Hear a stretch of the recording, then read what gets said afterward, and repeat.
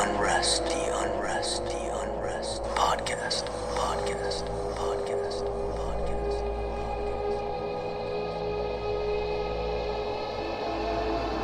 Welcome to the Unrest Podcast. I'm Madeline Green. And I'm Caitlin Stansel. If you haven't done so yet, go ahead and hit subscribe so you can get all the content as soon as it posts. Even this on-camera version of our episodes, you can subscribe on YouTube as well to check out the latest episodes of our real life haunts. So if you can't tell, we're a little spooky tonight. We are dressed as our mascot, Boozy. Yes, two little boozies here to say hello. So on today's episode of the Unrest Podcast, we're going to jump back a few weekends ago when we visited our friend Madison. She's actually been on the show before, so you can go back and listen to her story. But we visited Madison and she took us on a ghost tour in Athens, Georgia. I was telling Caitlin before we started this episode that, we've done ghost tours all over from Charleston to Savannah, few other places, but it's very rare to do one in a really small town where you would think they didn't have a lot of ghost stories, and I felt like Athens did. This ghost tour really showed out. When I think about ghost tours, I sort of compare them to the ones we've been on in Charleston, and this one was right up some of my favorite ones that we've ever been on.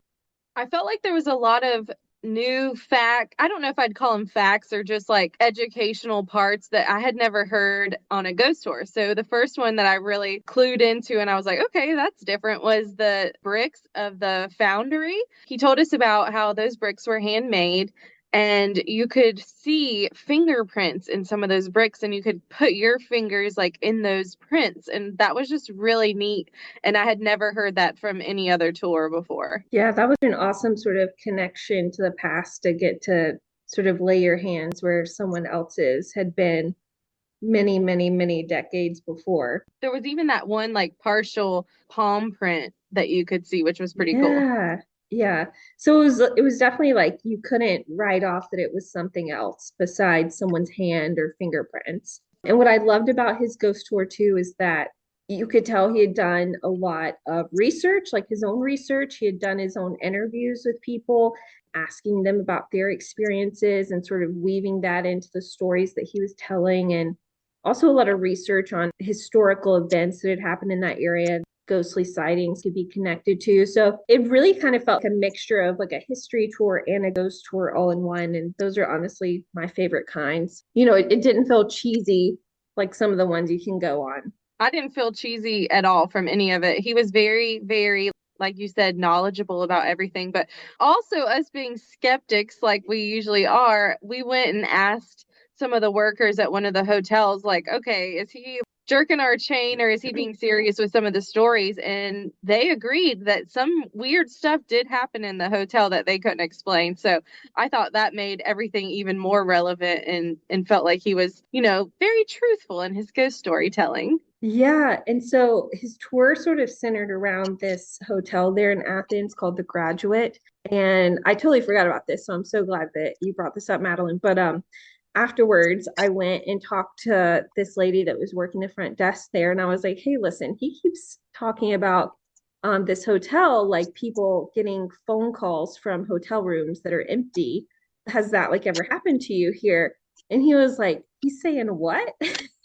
I was like, yeah, he on the ghost tour said that you have a couple of hotel rooms that are supposedly really haunted, and you guys sometimes get calls from these rooms and no one's supposed to be in them. And she was like, I mean, I don't know that I've had that from one of the rooms, but, and I was like, okay, please tell me more. And she said that, so the fitness center of this hotel was this like old house from like the 1800s that the owner of the hotel establishment had like basically transported down this river to this area so it could be a part of the like establishment, I guess. And so they had turned it into a fitness center, and it's just like this house in the middle of all the rooms. Really kind of interesting how it's all set up. But she said one night, like super late at night, phone kept ringing from the fitness center and they would answer, but then no one would say anything. She finally got to a point where she was like, okay, I'm just going to go over there to check it out because, like, what if someone's hurt? And that's why they're not like saying anything when I answer the phone. Well, she goes in there and there is no one there. So she was like, I don't know what's going on here. And like, I try not to really put too much thought into it because I don't want to sort of invite that thing in. But she was like, there's definitely some weird stuff that happens around this hotel in Athens. So Yeah, I loved that part of the ghost tour. And he also said a bunch of other things that, I had not heard of. And Caitlin actually did a little investigating herself on one of the things that he talked about. before I get into that, I also loved how he like really intertwined just interesting tidbits and like things that he found interesting in doing his research. And I wrote down some of them. Like one was this quote he had from Margaret Atwood. He was talking about how what he loves about ghost stories is that it's sort of a way to live on after you die. And this quote from her said, "We all become stories." And I just think back to when we started this podcast, like that was one thing that we just really loved about ghost stories is just like these connections you make and how like spiritual and personal these stories are. So I love that. And then I also wrote down, he said Edgar Allan Poe called ghost visitants. And I was like, oh my gosh, I love sort of that idea of ghostly experiences being visitors and calling them visitants. And then speaking of things that he mentioned on this ghost tour that just were sort of interesting tidbits. And before we get to our real life haunt, so this kind of leads into it. I'm doing kind of a little haunted history going back to how we started this podcast a little bit. But one thing he talked about was this idea of 21 grams. And I'd never heard of this before. Apparently, there's this idea that souls have weight. And there was this experiment that happened to find out sort of, or like to prove that souls exist in like a physical state. So I'm going to give you a little backstory on that first and where this 21 grams came from. So in 1907, there was this physician. This is like real history that happened. There was even a story in the New York Times about this experiment that he did. But his name was Duncan McDougall. And you can really probably question the methods he used for this experiment, but I like the idea and concept and where he was going with it. So his theory was that souls have this physical weight, and he wanted to sort of prove out that when you die, your soul leaves your body. And he was going to prove this by attempting to measure or sort of weigh the mass that a human lost at the moment of death. He thought this was going to be how he physically showed and proved that souls are a real concept, a real thing. So he did this experiment again back in 1907. So just sort of think about science at the time back then. It was already a little kooky, but also like they didn't have the sort of technological advancements we have today. So their scales probably are not quite as accurate. There's probably not a real way to know the point at which someone like actually dies. So there's a lot of questioning about just how valid this experiment was and his methods. I won't go into all of the sort of nuances around it because he probably is not the best scientist around. But anyways, he tested 6 patients. They were from this nursing home and they were all sort of on the verge of death. When they were sort of getting to the moment of dying, he basically had the people helping him put the bed that they were in on a scale and weighed it. Well, out of those 6 patients, one lost 21.3 grams or 3/4 of an ounce. I won't talk about the others because that's going to make you question the science of it to just tell you how flawed it probably was. But he really held on to this one factoid, I guess, that came out of the experiment. And that's sort of where this like 21 grams is the weight of a soul came from. And it really sort of popularized this concept that souls are sort of a physical part of our being. Because when this person died and they were on the scale changed weights by just 21.3 grams. So again, he was obviously trying to prove this out. And there was an article written in the New York Times at the time in 1907. And I love the headline. The way they wrote it made me laugh, but it was like, soul has weight, physician thinks. He sort of like popularized this concept of a soul being a physical part of your body, that when you die, it leaves your body. And he sort of in his own way, maybe kind of pseudo prove that out. So I just thought that was such an interesting concept. And they mentioned it on the ghost tour. And what's funny is, like, as we were wrapping up the ghost tour, we were talking to a couple of these other ladies that were on there about how we have a ghost podcast. We like spooky things.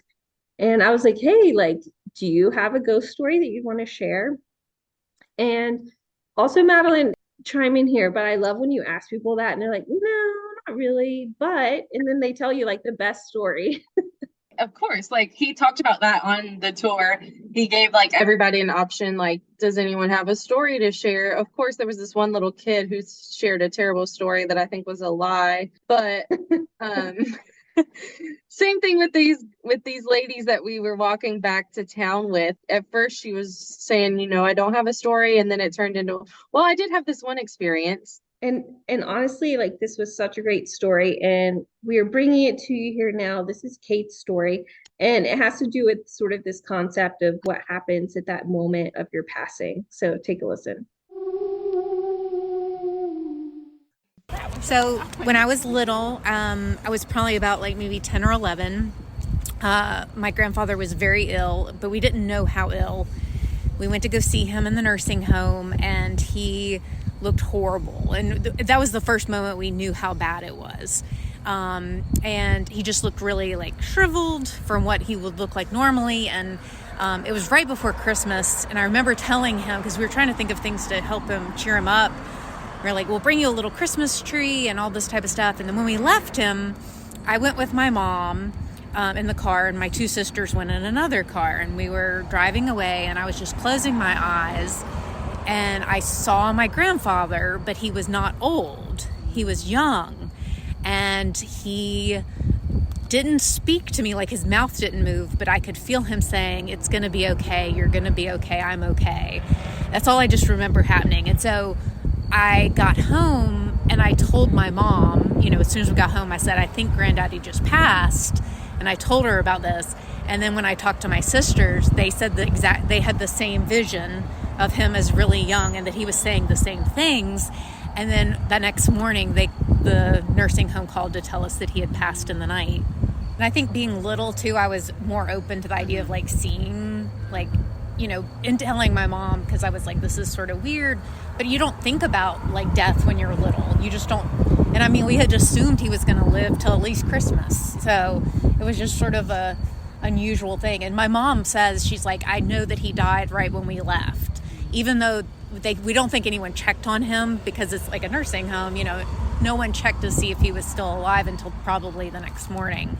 But she's like, I really think that that's when he passed. Yeah, it's almost like, he like saw you guys and he was like, okay, like, he could let go. And that's what we think too, is that he was waiting for us to come, and like he was holding on. And my sisters and I and my mom, we all have the same thing. Like, where we'll like call each other. Like, we'll be like, I was just thinking about you, or we try to call each other at the same time, just like weird. And I was like, I don't know what that is, but it's like some weird connection, I think there are like energies, and I think that like that the energy gets trapped. So I do believe in ghosts. I don't really I say it, and then like even at this experiment, or like this thing that happened to me, I'm always like, did it really happen? Like my brain tries to rationalize it away of just like, well, he was old, he was getting sick, he was gonna die, he was in a nursing home. Like anyone would think that. Right. Yeah. So I think that, I do believe in it, just because too many weird things have happened to me in my life that I think that there's some type of energy that connects people, and that we can we have some type of form after we die. And I don't know if that like dissipates and goes away after a while, or if it's like for a long time. First of all, I absolutely love that we got this story on the side road of Athens, Georgia. Literally. Cars driving by, we're headed to go get another drink at the bar, and we get this amazing ghost story. But I can definitely relate to it, because I talked in past episodes about having an experience like this when my aunt died. And I didn't know, at the time that she had passed away, but I had this very overwhelming sadness, just kind of come over me, and I was just all of a sudden very, very sad, and I couldn't explain it. my husband at the time, he was my boyfriend, was like, what is wrong with you? And I'm like, I honestly have no idea. I just feel extremely sad. And then the next And day I this was wake up. like middle of the night, wasn't it? Yeah, it was like, I want to say 3 or 4 in the morning. We were on our way home from Canada. And, at the time I didn't know, but the next morning when I woke up after we finished our driving, because we had to do like shifts of driving back home. So when I wake up, I had like 10, almost 20 missed calls. And I'm like, something bad has happened. And I don't know if anybody's experienced that, but that's the worst feeling too. And so, I called my stepmom and she told me that my aunt had passed away. And she was telling me like exactly when it was. And it was around the same time that I had that feeling. And I'm like, wow, that's just so strange. And since then, I've realized I'm very susceptible to people's feelings and I can feel people's emotions. I never really thought about it before until then. And it's almost like people's emotions just overwhelm me. And sometimes I have to be like, take a step back and make myself not fall into, just being overwhelmed by somebody's emotions, whether they're sad or happy or whatnot. And so I can definitely relate to her story about her grandpa. It like immediately took me to that experience that you had. And I was just like, oh my gosh, like there has to be something to that too, that it was like validating kind of that someone else had an experience like that, Well, and when you think about a life that you live on earth, no matter how long or short it is, like it's a life, you're a person. And so it's so sad to think that people don't have that type of feeling when you do die. Like you don't actually feel it physically. You know what I mean? Yeah. I don't know. I felt that way a few other times since then too. So I feel like there is definitely something to it. And I follow a guy on TikTok who goes into like detail of, the different ways that people feel things, whether it's physically, mentally, there's just a bunch of different ways that you can feel certain things. And I guess mine is physically, I guess, right? Or would it be emotionally? I'm not sure. Maybe a I'm bit one of both. both. Well, and also like, and you can obviously speak towards this, but I would think it was sort of like a closure moment too. Like you sort of had this moment of like a goodbye because you weren't there when it happened, but you sort of had this like connection to her in that moment of passing.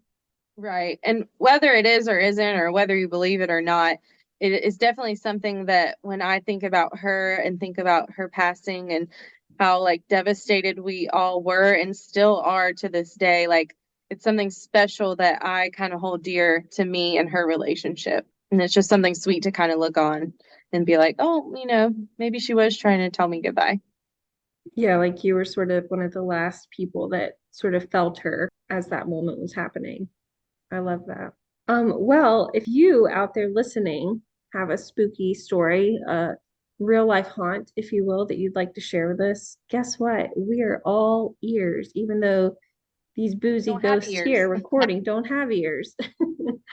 You can reach out to us at the Unrest Podcast at gmail.com or check us out on Facebook, Instagram, TikTok. We have all the good social media things that are ruining today's society. So check us out there.